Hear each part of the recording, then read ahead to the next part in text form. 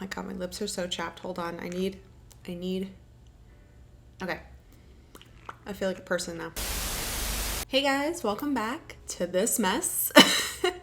Today's video is something a little different, a little off menu, let's say, a little chef special, if you will. For those of you who don't know, I'm actually a film major. I went to school for movies, films, analytical type things, breaking down cinematic elements that represent social and political elements, as well as cultural significance, cultural change, social conversation, basically picking apart films to the point where I can't enjoy anything anymore. Anyway, the point of me bringing that up is I recently rewatched the 2013 cinematic masterpiece. Okay, it's not that good, but it's okay. I recently watched the 2013 film Behind the Candelabra, which is based off of Scott Thorson, aka Liberace's former romantic partner, back in the late 70s, early 80s.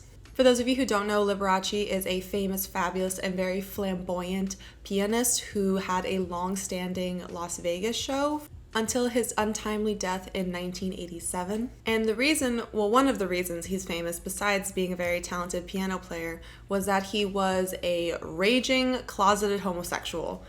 And according to this movie, and according to Scott Thorson, who, like I said, was his romantic partner for a long time, Liberace had another side to him that a lot of people did not know or realize until long after the musician had passed away. The reason I bring this up and the reason we're going to talk about this movie today is when watching it after not seeing it for a few years, because like I said, this was in 2013, which was basically 80 years ago, there were a lot of similarities I noticed between Liberace and Jeffree Star. Do, please don't sue me, disclaimer. Ooh, I'm just giving my opinion. Please don't sue me. Thank you, okay, bye. And if you don't know who Jeffree Star is, he is a lot. Jeffree Star is a former MySpace musician turned makeup mogul / millionaire / racist. He's allegedly a lot of things. He's also allegedly not a lot of things. So he is quite a complex character. And not only did I notice a similarity between Liberace and Jeffree Star, but I also noticed a lot of similarities between Scott Thorson and Jeffree Star's former boyfriend, Nate Schwandt. How do you pronounce his last name? Nathan Schwandt. Nathan Schwandt. Nate Schwandt. All right, we got the idea. But you know who I'm talking about. Nate and Jeffree were in a long-term relationship for about 5 years, starting back in 2015. And their relationship seemed to be in a really good place because right before they broke up, around 2020, Jeffree Star had just bought an insane mansion. I think you could consider it like an estate, I would say, but he bought this huge ass mansion and it had a bunch of things in it, and supposedly him and Nate were super excited to decorate it, super excited to renovate certain things. Jeffree put on his video a tour of it with Shane Dawson, and Nate was in it, and they were, talking about a lot of future plans. And then out of nowhere, less than a month or maybe a couple months later, Jeffree Star announces that they are no longer together. And the reasoning is very vague. There's not a lot of details. And from my understanding, Nate hasn't come out with any kind of credible statement or anything super concrete. And this all ties in together because I want to explore and walk you through the relationship of Liberace and Scott Thorson, compare it to the relationship that we publicly know of between Jeffree Star and Nate, so that we can kind of see where a lot of these celebrity and normal person relationships come from and the power dynamics. I think it would be interesting to look at these dynamics because I think oftentimes we as normal citizens think it's super awesome and amazing and opportunity building to date somebody with a substantial fan base or a substantial reputation like Liberace or Jeffree Star. But a lot of the things that come from that relationship, a lot of the things that happen to people, normal people who don't necessarily have the resources to bounce back from relationships like this. I think it's interesting to explore those dynamics and point out a lot of potentially manipulative and potentially dangerous behavior that someone with the kind of power and money that Jeffree and Liberace had over somebody like Nate and Scott. The movie is based on Scott Thorson's perspective, and that is the perspective I want to use for this. I think it's easier to put this in perspective when it's someone who could be you or me. I'm also going to be doing my makeup while I walk you through and talk about this. And I'll link everything that I use down below for you, as well as some resources if you want some additional information about Liberace or Jeffree. I'm really not trying to prove anything with this video. I kind of just noticed this and I think it's important to point it out. Just in case you ever find yourself in a situation where someone who has a lot of money and a lot of power is taking advantage of that. Without further ado, let's just get into it. So like I said, the 2013 movie Behind the Candelabra is based on a memoir written by Scott Thorson, who was Walter Lee Liberace's lover for about maybe 7 years. They were together a long time. Their relationship begins in 1977 when Scott Thorson is hanging out in, I'm gonna assume, a gay bar, but Scott isn't gay. He identifies as bisexual. But Scott is approached by this man named Bob Black, and they have a friendly conversation, but Bob seemed to have been scouting out Scott, like checking him out from afar and kind of, you know, looking at him, seeing if he's willing to pick up the vibes, that kind of thing. So we learn a little bit more about Scott before the movie starts to really pick up, and we find out that he works behind the scenes with animals on movies. He aspires to be a veterinarian one day. He just is a really nice guy, but he works on the movie set as basically an animal handler. He's not a trainer necessarily, but he helps with the animals and helps them get set up for the movie. And it shows that he actually lives with his foster mom and father in like the middle of nowhere. One day after work, while having dinner with his foster family, Scott gets a call from Bob, and Bob's like, hey, you want to come into town? I'm gonna go to Las Vegas for a show, a Liberace show. Do you want to come? And Scott's like, yeah, sure, that's fine. And of course, the foster parents, being foster parents, or just being parents in general, are a little protective over him and are like, who's Bob Black? That sounds kind of made up. So Bob Black picks up Scott and takes him to the Liberace show. Liberace was a very talented pianist. I can't say that word. He was a very talented piano player. And I think before Britney Spears, he had one of the most successful Las Vegas shows. He interacted with the crowd a lot. He wore these big, fabulous outfits. So after the show, Scott gets to go backstage because his friend Bob Black is obviously friendly with Liberace's crew, and he seems to have some familiarity with them because he's able to get Scott and himself backstage pretty easily. And that is where Scott and Liberace meet for the first time. And Liberace kind of lays down the groundwork, if you know what I mean. He kind of starts asking him like, oh, what do you do? Would you like to come by sometime? Like obviously being a little flirty, and I'm sure Scott is just kind of starstruck because who wouldn't be? You just saw somebody super famous and they're complimenting you and saying nice things and inviting you to their private grotto. Oh my goodness, hello. So it's kind of clear from the other people in the room, mainly Liberace's assistant, who I think was also one of Liberace's lovers. It seems like everyone kind of knew what the situation was going to be between Scott and Liberace. It seemed like Liberace was dead set on getting in this man's pants, and Scott was just trying to be polite because, again, this is a super famous person. So Liberace invites Scott over for brunch the next day, and Scott goes over with Bob Black and another couple of people. You know, it's like a little get-together. And Liberace shows Scott his many dogs. He has a lot of dogs, Liberace. Most importantly, his oldest dog, Baby Boy. And Baby Boy is blind and deaf. He's very old. So Scott, being the animal lover, like I said, he wanted to be a veterinarian. He offers to get some medicine for Baby Boy from his job and deliver to Liberace. And Liberace's like, oh my God, thank you so much. You're so amazing. I need you in my life. So they have the nice brunch, and the next day or the next couple days later, Scott calls Liberace on his private number and says, hey, I've got the medicine for your dog. You want me to mail it to you? It'll be there in a few days. Scott lives in California and Liberace's closer to Las Vegas. Liberace's like, no, I need it today. You should come right now. I'll pay for a flight. Can't wait another day longer. My dog needs his medicine and you're so sweet. I want to thank you by buying this super extravagant trip for you, and I'll fly you out literally after my show if you want. And Scott's like, yeah, sure, okay, I'll hop on over. And again, he's home, so his foster parents are like, what the fuck? Do you know who this man is? Do you know what he wants? And Scott's kind of like, I trust him. It's for his dog. He cares about his dog. You know, I just want to be a good guy. And it's so sad seeing how sweet Scott is at the beginning of this movie, because what this man goes through, I mean, he really does take a turn for the worse, but we'll get there. So Scott flies out to see Liberace after his show, gives baby boy the medicine, and then Liberace's like, oh my God, thank you so much.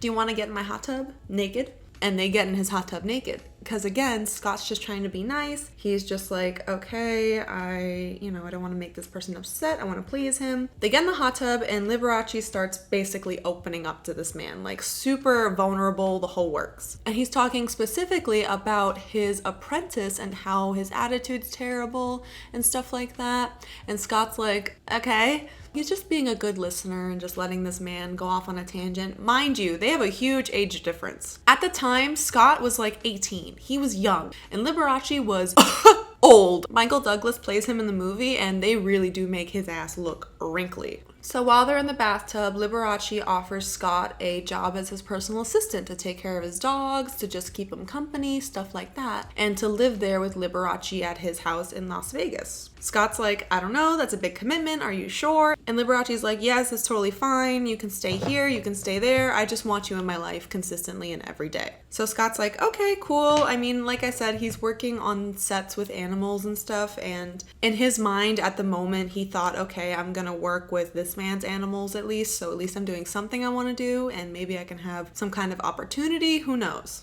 So Scott moves in with Liberace, and all of the house people are kind of treating Scott a bit poorly, and I think that's because they've all, again, seen this kind of routine before. It seemed like Liberace kind of had a tendency of not having a lot of long-term relationships. So a lot of the people, including Liberace's houseboy / butler, didn't really treat Scott that well when he showed up. Hi, sorry to add this, but I realized I didn't say this when recording. Shortly after Scott moves in with Liberace, they're having lunch together and talking about what Scott will do and stuff like that. And Liberace fully just like makes a move and starts kissing him, but it kind of definitely took Scott off guard. The next scene we see is them sleeping together. So now the relationship is no longer a professional one, like a boss to an assistant, but rather romantic partners.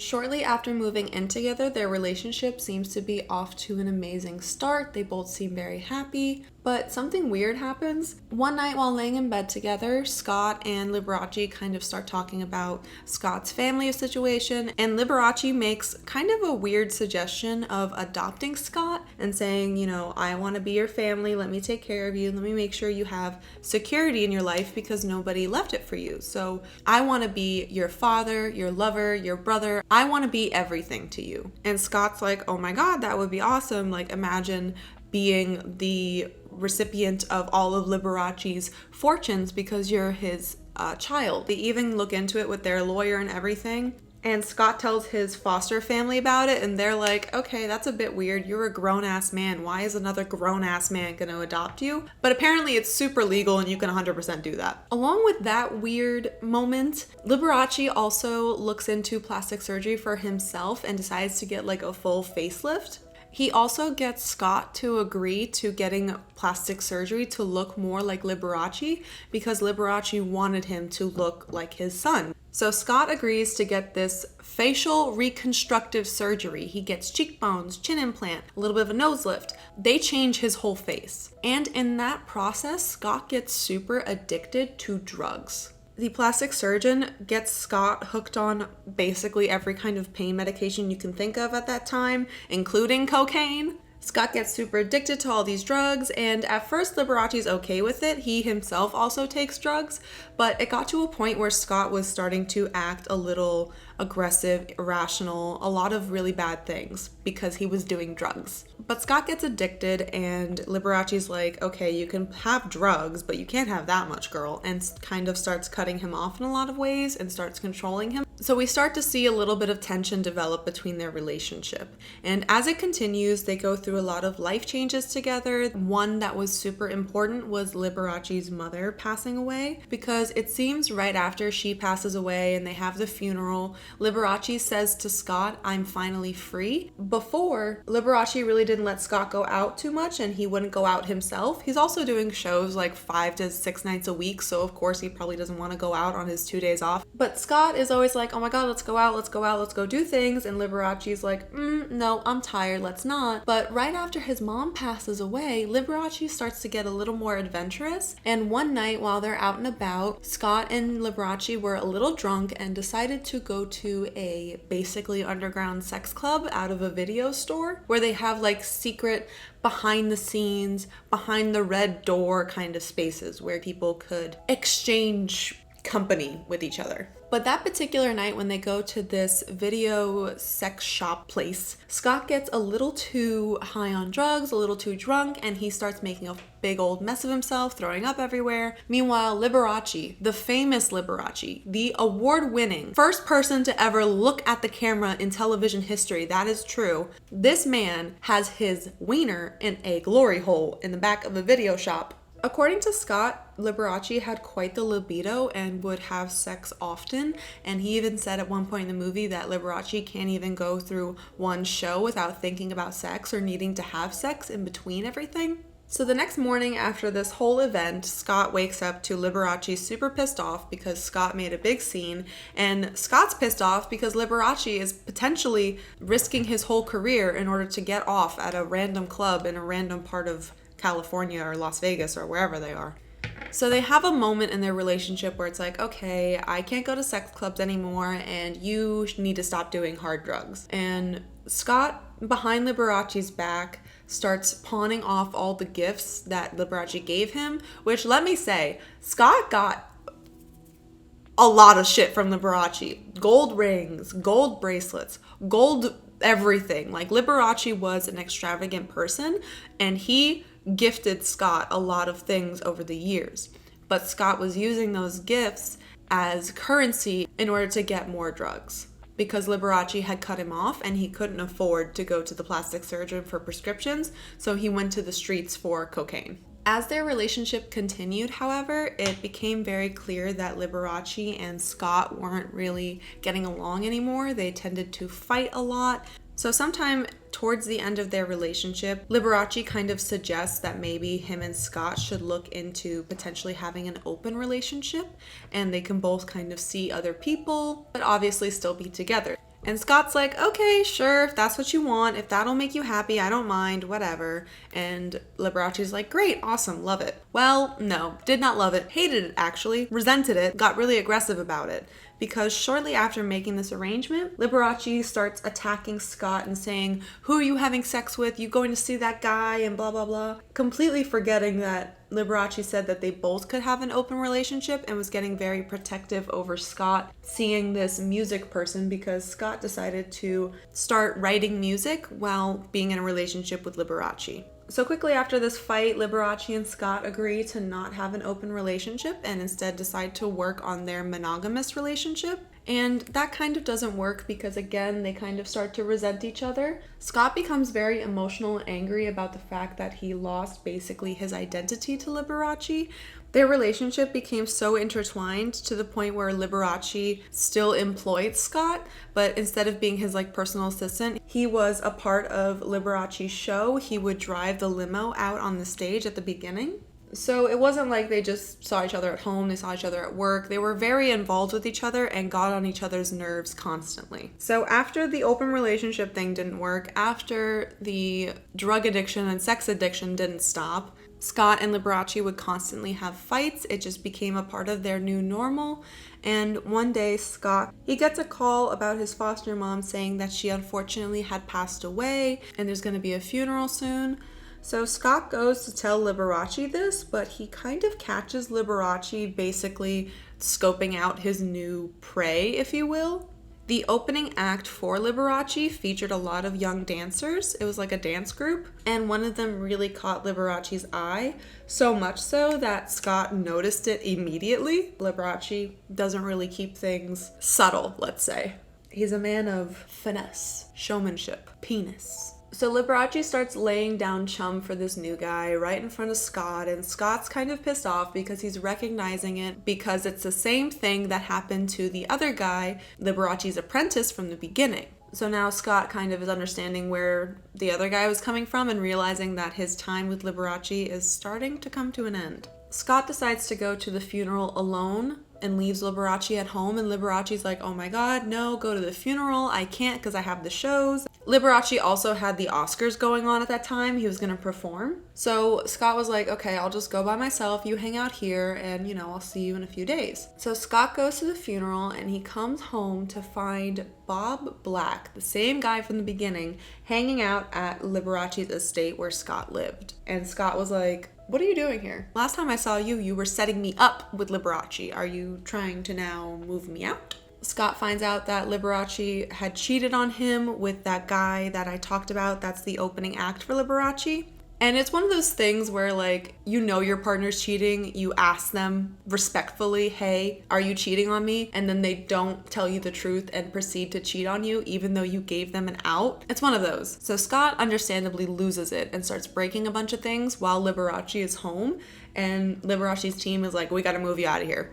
So Scott and Liberace go their separate ways. Scott gets screwed from this breakup because although Liberace said, hey, I want to make you my son, I want to make sure that you're secure and taken care of if anything happens to me, when they break up, Liberace never adopted Scott, never had any contract with him. I think the most they had was like an NDA so that Scott wouldn't say anything about what happened between him and Liberace when he was under employment. Because again, remember, Liberace first hired him as an assistant and then moved him up to like the limo driver. So after the breakup, Scott actually takes Liberace to court.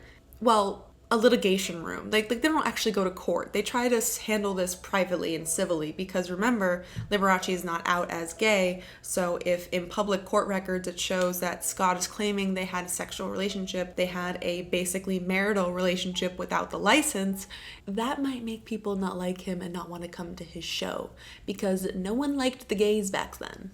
Scott doesn't win against Liberace and ends up walking away with not a lot of money. And by this point, Scott had kind of become accustomed to Liberace's lifestyle, so he was used to having lots of cars, lots of things brought to him, lots of services. So now he's kind of left with literally nothing, a drug addiction, not his own face, and a lot of trauma that was left over from being in a relationship with Liberace. So the way the movie depicts it, it seems like Scott kind of picks himself up after Liberace. He gets a job at a post office and seems to be living a very modest lifestyle. He's got like a 1-bedroom apartment and is just, doing the best that he can. But in real life, he actually had a lot of struggles with his drug addiction and eventually found himself in prison because he couldn't get clean for his court-mandated drug testing because he got arrested before for drugs. But sticking to the movie's narrative, Scott has his own life now. He's completely disconnected from Liberace and kind of just holds this weird resentment toward him. Sometime after their relationship ended, Liberace called for Scott to come visit him while he's in the hospital. It was rumored that Liberace had caught AIDS and was in the hospital for conditions relating to that disease. Scott agrees to visit Liberace because Liberace tells him, hey, I think I'm dying. I need you to come by before I cross the river into the afterlife.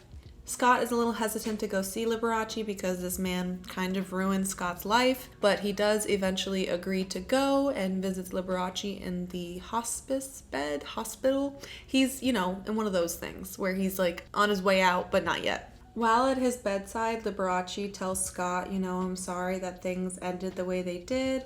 I really loved you. You're kind of the only person that ever really meant anything to me. And Scott's like, okay, sure. Soon after Scott visits Liberace in the hospital, Liberace passes away and his PR manager guy, the guy who played one of the Ghostbusters, he comes out with a statement saying that Liberace passed away from cardiac related reasons.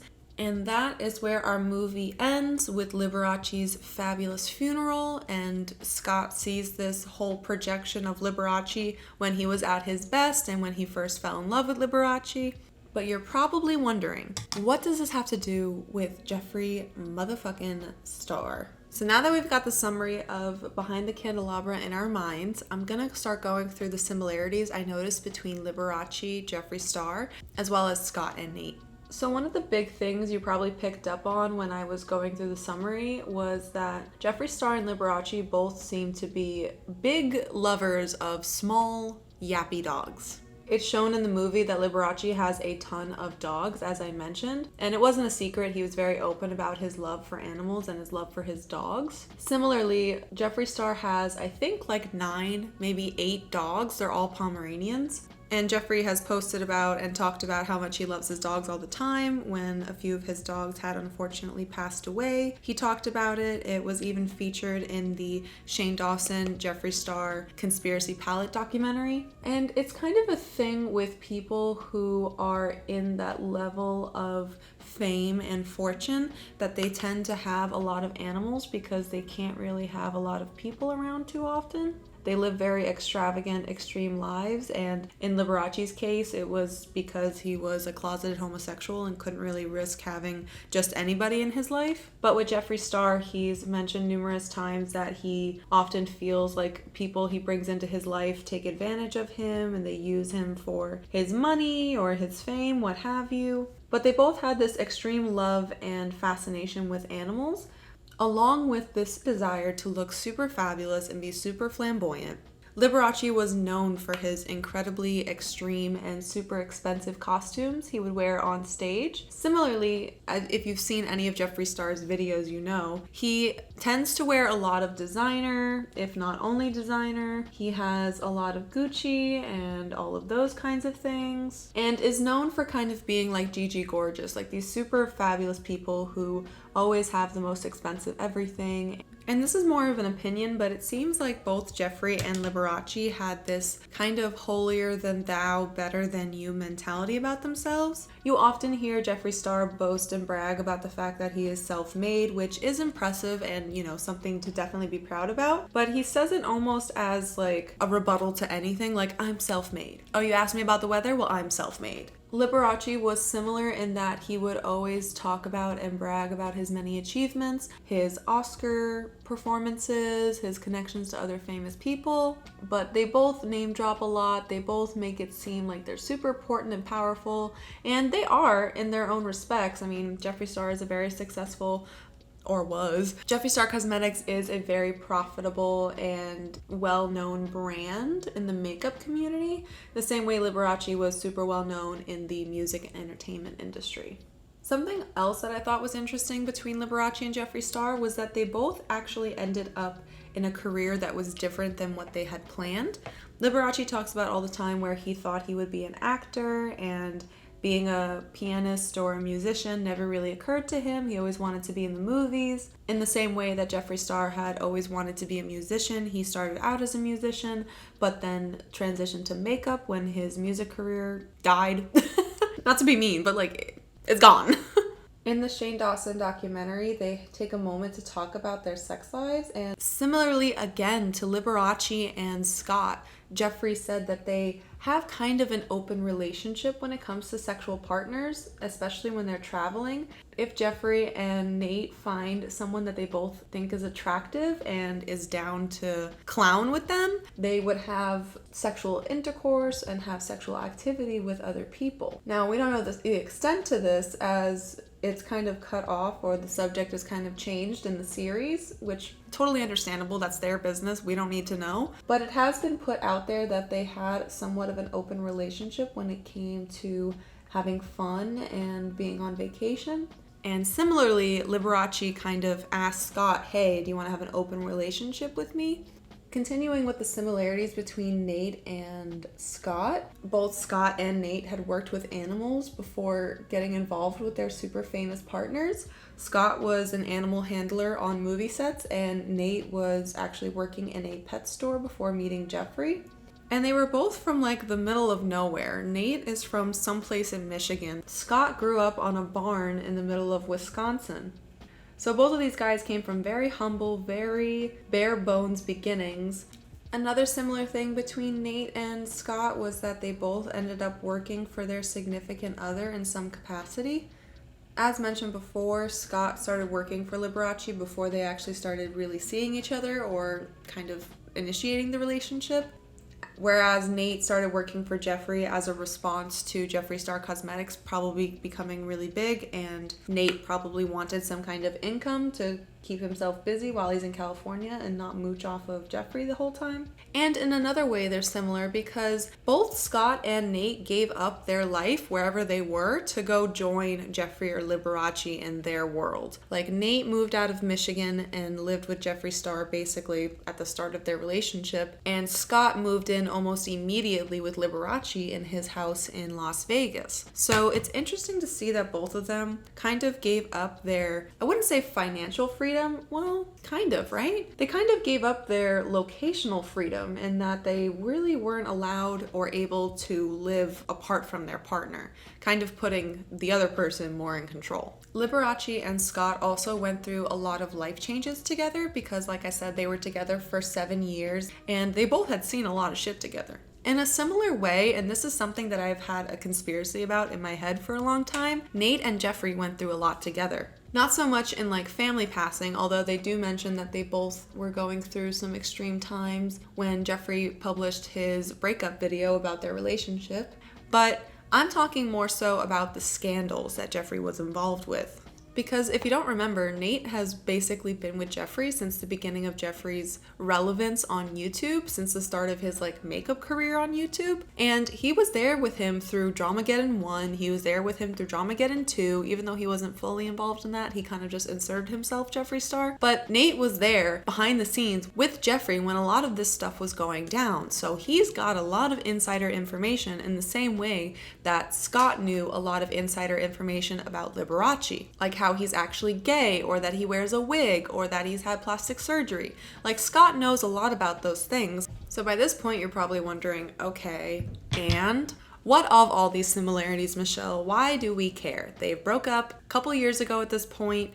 It's really not a big deal. Who cares? Well, listen, I find it really interesting, these kind of relationships, because oftentimes we as the public don't really know what goes on behind the scenes, as we shouldn't, because that's between two people. Their relationship is their relationship. But Jeffree Star and Nate were very public about their relationship and talked about a lot of intimate details in those Shane Dawson documentaries and Q&As. But when their relationship ended, it was almost like Inception, okay? No one actually knows what the hell the ending really was. Because like I've said numerous times, Jeffree bought this insanely huge, massive house with Nate in mind, and then not even a month or so later, they end their relationship so abruptly. Nate had gotten rid of his social media, and he basically was like, okay, deuces, I'm out, and no one had heard anything from him. And it wasn't like he was super active on social media anyway. He wasn't really interested in that kind of thing. To go from being Jeffree Star's boyfriend to a literal nobody in the blink of an eye is almost the same thing as Scott being thrown out of Liberace's life with nothing to his name. Along those lines, I think it's interesting that both parties had their partner kind of have these body modifications during their relationship. Like I mentioned, Scott agreed to getting plastic surgery to look like Liberace, or to look more like Liberace. Nate had gotten Botox injections in his armpits to prevent him from sweating. He also changed his hair a bunch of crazy colors like Jeffree did. And granted, these could be all things that he wanted to do. After watching Scott and seeing him kind of be like, well, he's paying for it, let me do it, it'll make him happy, it kind of makes me think, like, did Nate really want those things? Or maybe he was just kind of, well, what happens if I say no?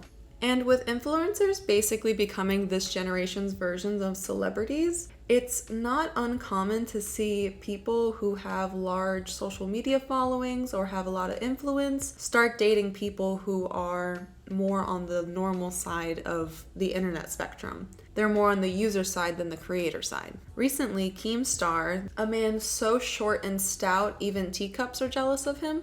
He recently announced on his podcast that he was dating a 20-year-old girl when he himself is 39. And listen, age difference aside, we have to consider the amount of massive following that Keemstar has. I mean, I don't know why he's famous, but apparently a lot of people like him. But he talked about on his podcast that he started dating this girl because they met each other at a fan meetup. What's interesting there is that when people meet each other in this kind of dynamic where it's obviously one person above the other, Keemstar being the person that fans were going to meet, and this girl was just some random person who just happened to go to this event, it's obviously clear in that situation that Keemstar would have the upper hand and have a little bit more of a influence on this girl and others there because he was this very popular, very well-known content creator. And regardless if this girl knew whether or not who Keemstar was or what he does or any of that, he still had more power over her because, again, it was a fan meetup and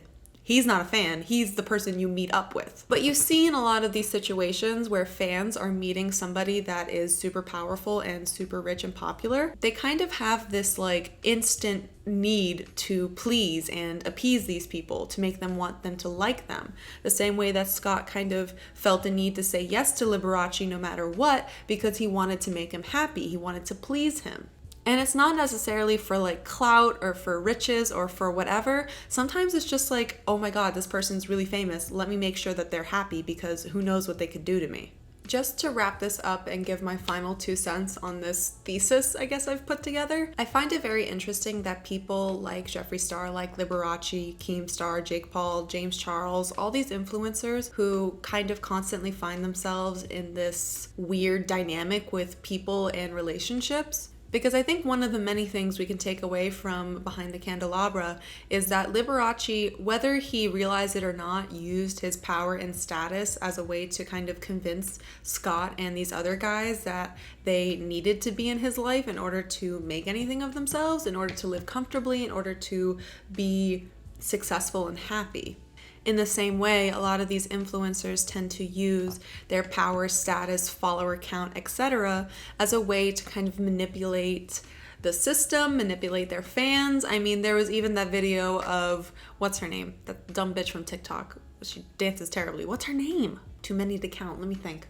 There's that video of Addison Rae where she's using her 500,000 follower count on TikTok as a way to get admission into a over 21 bar when she was not 21 or to get drinks. It's a little confusing, but she tries to use her power and status to gain things that she normally wouldn't get if she didn't have that power or status. So who's to say when a young person with no way of knowing that the world is truly maniacal in a lot of ways approaches their favorite influencer or their favorite musician and says, hey, oh my God, I love you, I'd do anything for you. What's to say that that musician, influencer, whomever doesn't say, okay, well, let's see how far I can push this. But with that, I am now done with this video. I hope it made sense. I kind of am experimenting with this a little bit. I just found this particular instance very interesting because, like I said, there were so many parallels between Liberace and Jeffree and Scott and Nate. I know, like a lot of you, I'm still very curious of what the hell happened between Jeffree and Nate. I mean, they really did seem like they were set good to go, but then all of a sudden they broke up. Maybe one day Nate will give us an answer. I have a feeling he might. If Nate could just drop the expose video, I would appreciate that. Thank you so much. Thank you so much for hanging out with me and watching the video. I know this was like kind of weird, so let me know down below what you thought or if this is something you'd like to see more of. I would love to start incorporating some more movie-centric videos to this channel because that is what I went to school for, so I would love to put my degree to use for once. I will have all of the products I used today linked below along with any resources I think that are relevant to this. If you enjoyed the video, be sure to leave a like, leave a comment if you'd like to see some more videos like this where I analyze a movie or an influencer and compare the two. I'm also super active on Instagram if you're interested, and be sure to follow me on TikTok because I update there kind of regularly with drama related stuff. Thank you guys so much for hanging out with me, and I'll see you next time.